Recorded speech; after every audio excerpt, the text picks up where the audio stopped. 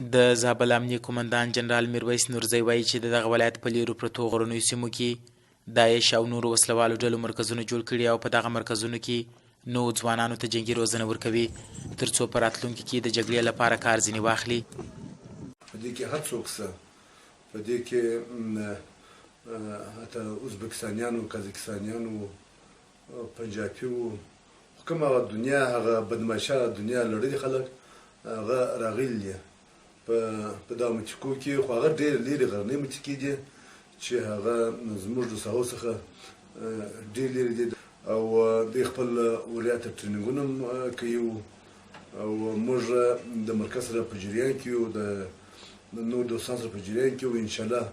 زه امیدوار یم چې په لنډو شپو کې به په دغه متیکو کې موږ عملیاتونه وکړو. میرویس نورزی که څه هم د دغه سیمو نومونه چې دغه وسلوالې ډلې پکښې فعالیت کوي نه دي یاد کړي، خو د خاک افغان، ارغنداب، شمولزو او دای چوپان له ولسوالیو څخه 15 کورنۍ چې مرکز کلا ته راغلي وایي چې د داعش او نورو وسلوالو ډلو